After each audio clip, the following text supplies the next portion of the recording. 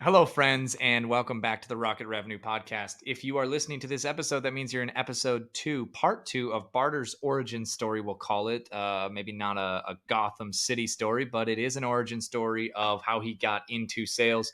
And today, you're going to hear how he ended up at rocket shipping and a little bit in between from his days at Fleetmatics, moving from an SDR all the way up the org of sales very quickly, and how he pontificated last episode of how he did that, which was kind of doing both sides of the coin, a bunch of calls and being more effective at the calls and learning. So, Troy, can you take us through, you were at Fleetmatics and how did you end up at Rocket Shipping as an account executive? There's a lot that happened in between, but just kind of finish that story. Also, in this episode, we're going to kind of tease out what we're doing with Rocket Revenue as a podcast and what you're going to be seeing from us coming forward. Yeah, I mean, I'd say the long story short at Fleetmatics is I moved from SDR to AE. Put in a lot of work as an AE to give just a quick synopsis of what I think made me do well as an account executive. Is the way that the floor worked there is that SDRs decided which AE got their booking. There was enough AEs to be able to do that. So I would take every dog crap booking that was out there and turn it into something that was at least halfway fire. And the game plan of that, or the strategy was, is that if these SDRs uh, see what I can do with their trash, then they'll give me their gold as well. Because if I could make that good, then when they have a really big deal, they're going to want to bring that to me also. And it worked. It worked to the point where, and I love the guys, but the senior closers, the manager was like, hey, we got to put a cutoff on stuff where these senior guys get all of this stuff because Troy's starting to get a lot of it. And it's like, yeah, it's because I'm not a prima donna. I would take everything. And because I would take everything, they started to give me more of everything else because it's all about building your brand. So I moved pretty quickly to be one of the top AEs in the company globally, from SDR month and a half to top AE, or one of the top AEs probably within about 6 months' time. Um, During that time as an AE, I also was like doing everything I could to help SDRs run meetings anytime they asked me to, do a lot of like Excel spreadsheets to find KPIs in there, find things like I was doing everything I could to show not just to management, but to everyone, my peers, the other SDRs and AEs, that like I was clearly next up to be director of sales. And there was no opening. But about I a love year, that part. so see, it does fuck up the flow though. So long story, you were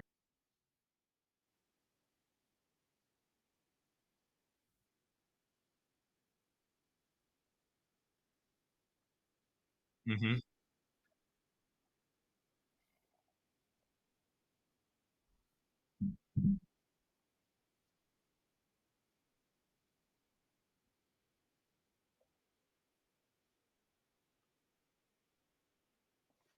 Could I hit pause? How old are you right now? Or how old were you right then? So you're 30. So you'd figured some stuff out by 30 that maybe some of the younger AEs hadn't, and you'd been around the block. I think a lot of people in life, especially in sales and in their career, have that advantage and then don't use it. They already know what they should be doing, and those small things add up. So, 30 years old at this point.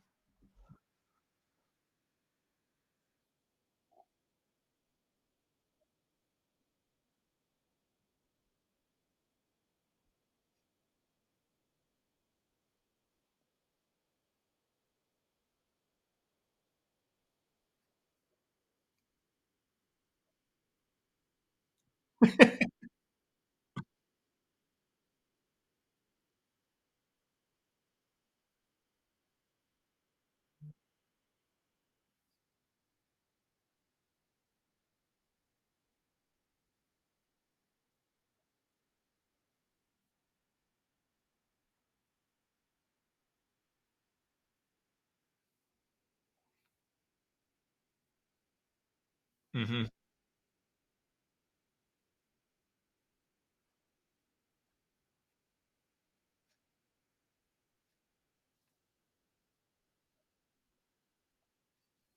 Somebody clipped that one right there. There you go.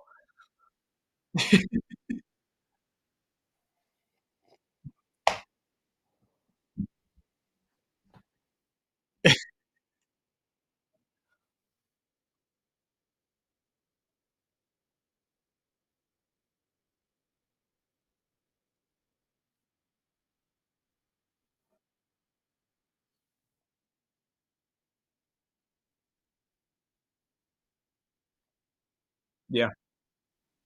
kid growing up and everything. And it's like, all right, well, how much do you think they actually make? And then they pull it up and you pull up the averages and everything like that. And it's like, well, how much did it cost for them to go through school Yeah. to be able to do that for most of them, not for the Besides the NFL, NFL. obviously.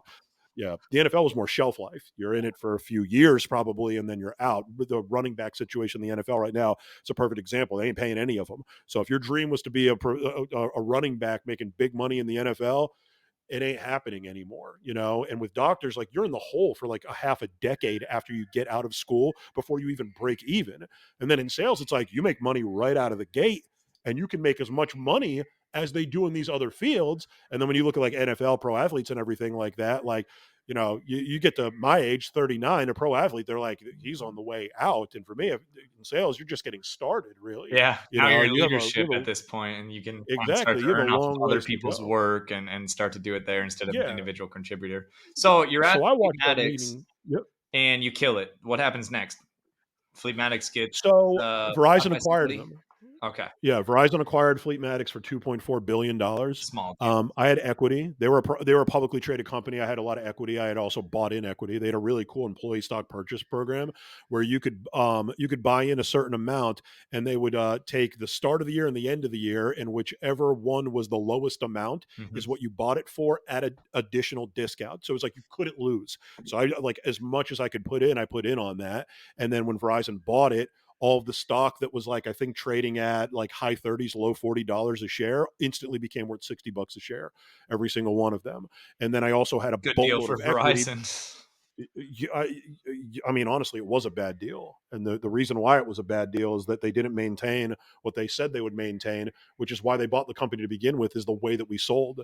And they're like, no, we're going to maintain the founder style of that. Fleetmatics is a great product, but like if you looked at like why Verizon bought it, they admitted it was because the sales org was unstoppable. It was as good as it gets. It was a well-oiled machine globally. Everywhere they did it the same way, and they viewed it like we're the best and you want to go at second place, that's fine, but we do things our way, and it worked. And they did not flinch or change anything or adjust the rules. Yeah. They did it their way or the highway, and it worked, and they were extremely And confident. then skip to the So end is mhm. they went into Verizon and got corporate bloat, and there's a bunch of managers of managers of managers, and then that kind of failed. Yeah, my manager when Verizon acquired us was like a dude who like did wireless at like a local place, and I had no respect for him, and I probably should have had less respect for him than none. And like he was absolutely unqualified to manage killers. Like you could like it would be like taking somebody that like was doing elementary school dodgeball and telling him that he's going to be the coach of the Patriots now. Like you get like they completely screwed the pooch on that. And like when they acquired, I was director of sales, so I ran half of the Southeast for Fleetmatics. And then what started to happen is they would shrink teams and shrink it down to the point where like a lot of like the people that were directors and everything, they were essentially like account executives, you know, like, and they had a couple of reps Yeah. that they would, manage and everything.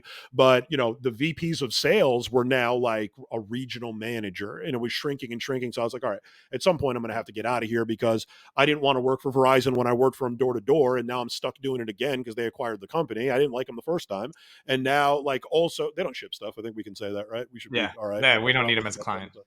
Right? Yeah. And also, like, I like to build and I like to grow things and scale things. And like, Verizon's a behemoth. Like, it's done. Yeah. You ain't growing much more than where it's already at. You're maintaining and you're, yeah. So I was kind of waiting for the stock to run out at that point because the way that the vesting schedule was, you would get paid a certain amount quarterly. It's kind of the same as it always is at most companies. And I think I left 20 grand of stock on the table when I hit up PandaDoc, and I Panda like Doc. looked, Breaking news. Panda Doc is yeah, next. yeah. So PandaDoc, I talked to the old, VP of North America at Fleetmatics. He gave me this blueprint of everything that you should do, and what you should look for in a company. PandaDoc would not have been one that would have qualified in terms of the amount of revenue that they did, amount of employees that they had. He wanted to be within this certain pocket that was good for him, wasn't good for me. Where I was at, I Yeah. was like, this like what I look for when I look at a company is like, how bad do they need me?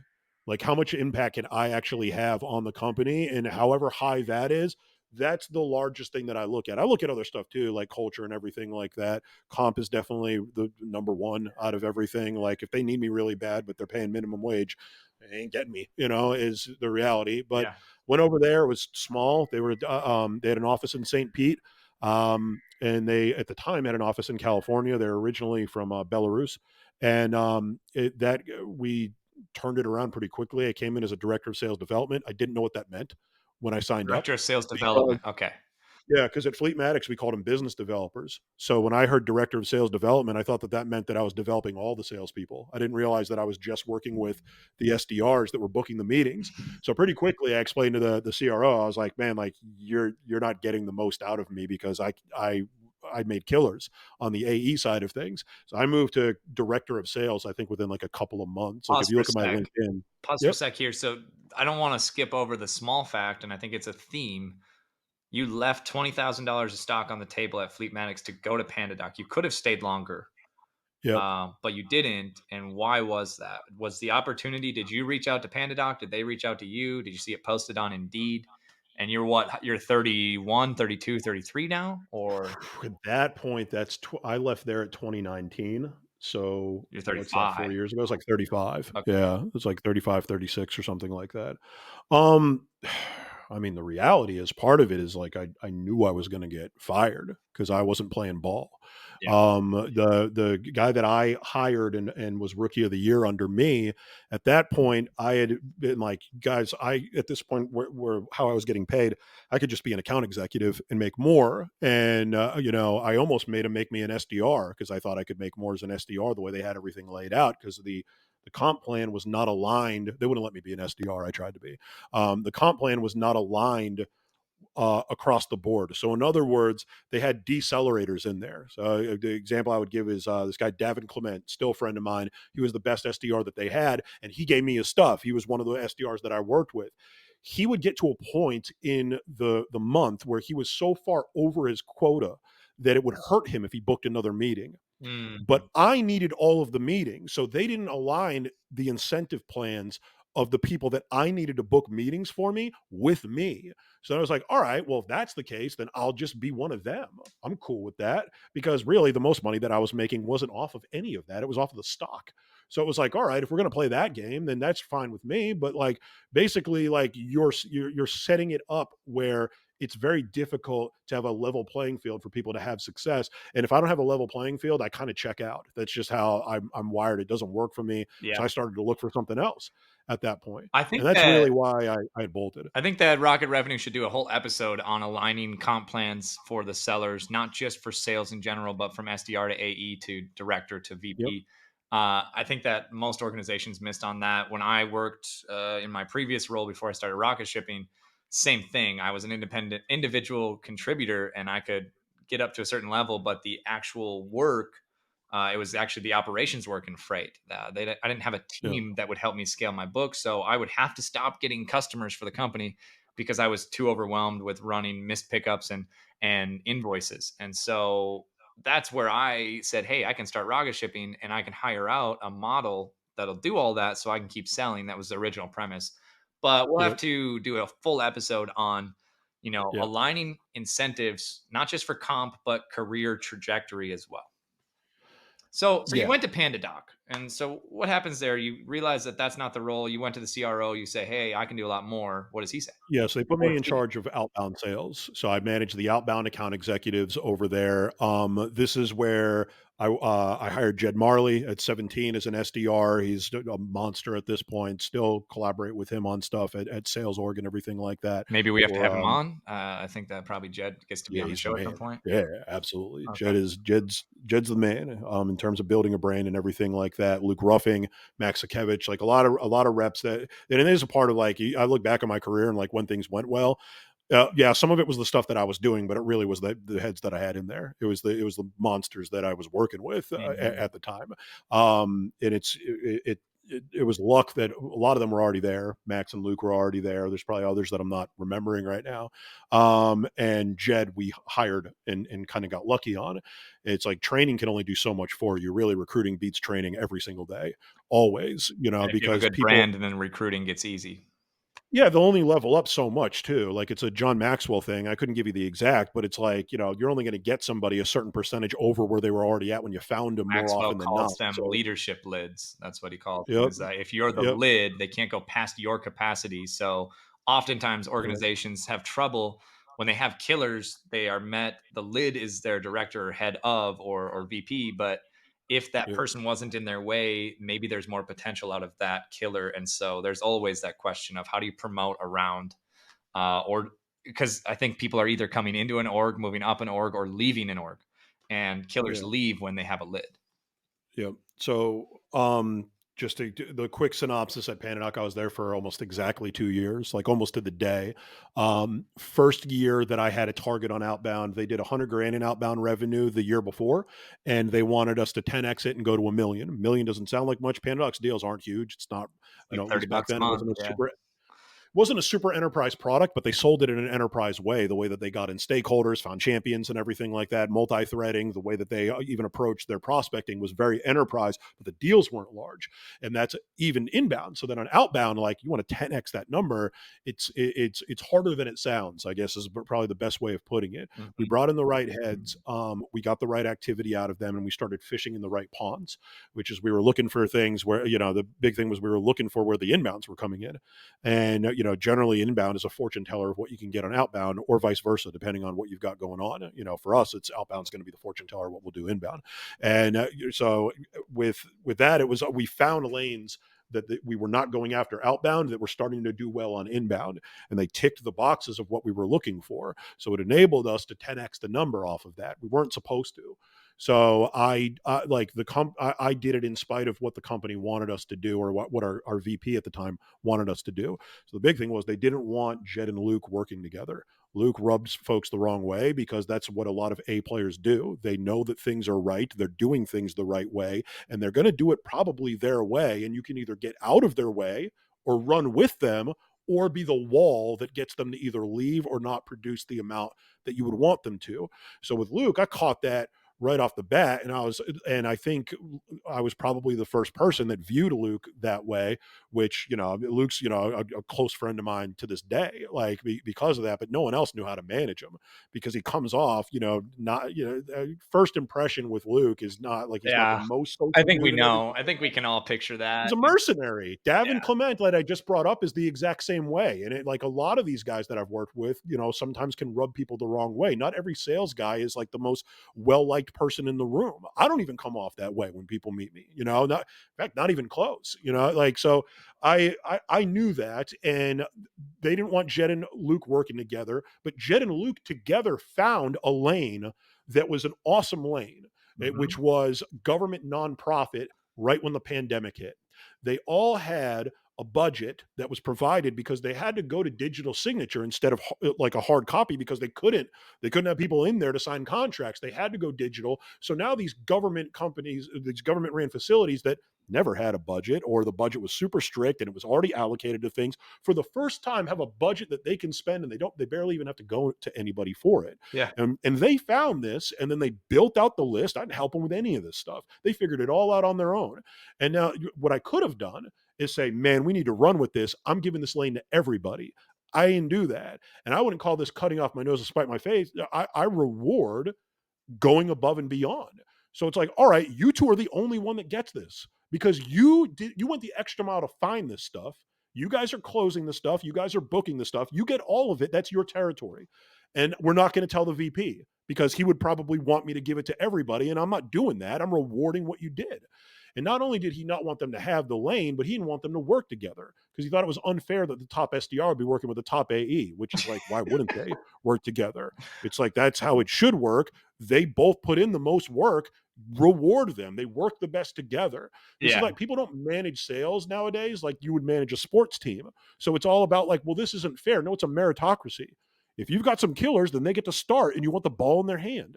You don't get And this is like, you not don't call. JV. This isn't equal playing time. And also, just so Yeah, we're dude. clear, at Rocket Shipping, as we build out Rocket Revenue in this podcast and what we're doing to basically, we're open sourcing how we're going to build a predictable, repeatable revenue model at Rocket Shipping based off of a startup of 2 years and now having Barter in the head of sales seat. But we're going to pair the top SDR and the top AE because we want Right. killers and the Yeah. best players, whether they're SDRs, AEs, or or the marketing team, the best players will be mixed so that we get the best result. I think it's interesting, Luke and Jed, that story. I think that story's been told 100 times in a hundred different ways of Yep. these two employees or these two departments or these two, entities didn't get along. And so, it ended up ruining something that could have been great. Um, in Yeah, Pandadoc's case, and it's losing Troy Barter and maybe Luke and Jed too. I don't know if they're still there, but yeah, that's where it got to. I actually messed up leaving Panadoc. I probably shouldn't have left. And by the way, like when I'm describing this, this was on like company initiatives. I'm These are glad you did. like I'm glad you did. yeah, well, fair One enough. point for These are like siloed people that are no longer like the leadership that I'm describing. Like I like nothing but love for the founders at Panadoc. It's an outstanding product. We're going to yeah. use We it. I just use signed it up, at I believe. Salesforce. So Yeah, like, Panadog is awesome, and most of the people there, like, I love they had a great culture, like, these are a few people that were in leadership that are no longer with the company, like, I still to this day, I'm a huge fan of what they're doing over there, but, yeah, like, if I had ran the plays that my senior leadership at the time had dictated that we ran, we would not have 10x the number because we did. We went from 100,000 to 1,000,000 almost on the dot that first year. And the second year was even harder because we were going to go from 1,000,000 to 3,000,000, but I wasn't going to be able to do it with the same team because again, I was managing all outbound. There was a whole other team that handled inbound and they were like obviously the golden goose. They were doing a lot more than 1,000,000 a year. And then they saw what I had built. I built all these monster SDRs. We had a few that I really didn't build. They were already great, but I probably helped make them greater and motivate them. Monster account executives. And then you also had Jed, who was blatantly a leadership hire. And that was tough. I had to like really push to be like, you guys need to make him a leader because by the time we realized Jed should be a leader, he was 18. And they're like, we're not making an 18-year-old the leader. And it's like, he's going to leave then. We would have lost him. There's people that were already knocking his door down. Jed has more followers on LinkedIn than I do. And I've been doing it longer than Jed because Jed posts really actionable, great, for the most part, text content about email and about how to be an SDR. And he did it at the highest level. So, like, he was catching the eye of all of these companies. And long story short, they made Jed a leader on my team. And then eventually, I think he ended up. No, I think Jed did stay on my team. He's one of the few that I got to keep. And I got to keep Luke. And for a little bit, I got to keep Max. And outside of that, there might have been one other person. Everyone else on the team, probably between 10 to 20 people, we lost, but not from negative turnover. They didn't quit. We lost because those SDRs got promoted to AEs on the inbound side, or they got promoted to leadership on the inbound side. So yeah, I had to rebuild almost the entire team outside of a really strong core, and I had to triple the number the next year. yeah, And we did. We were able to do that the next year as well. And it was again running the plays that we knew were going to work.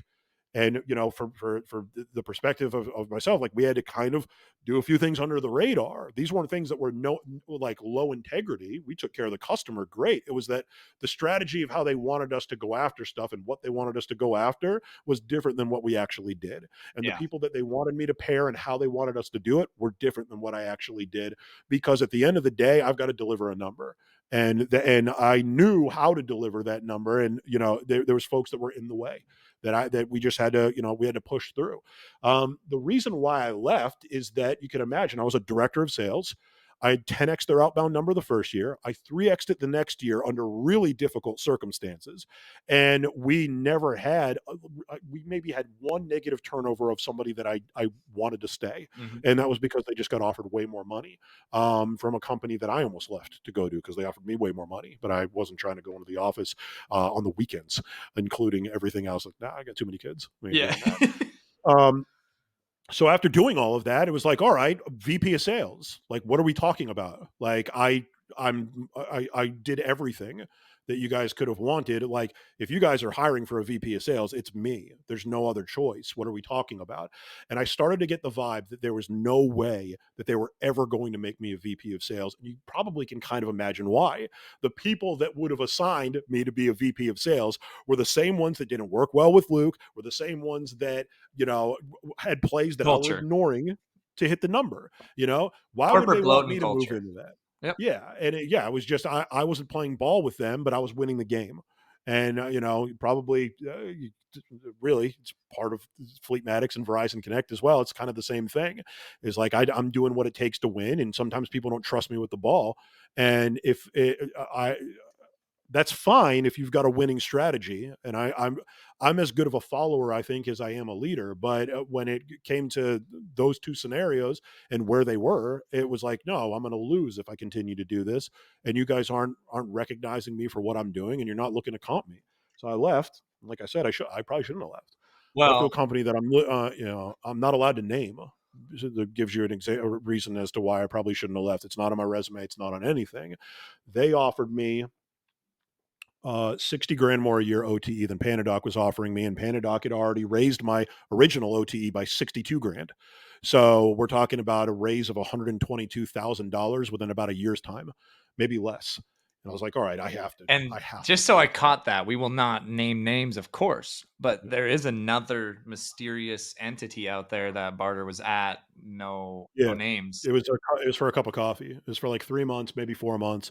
Um, and Huh. it was terrible. We'll have to do an episode So on that, not on that company, but on that part of your career. All right. So next week you will see episode 3 of Rocket Revenue. And we will be talking with a go-to-market expert. I won't name names. We'll see who it's going to be for our first one that we release. But we're going to talk about revenue models. We're going to talk yeah. about SDR, AE, and sales. And then from there, you're going to see mini episodes about staging and all of that. So stay tuned. Thanks for listening in. We'll see you guys next time.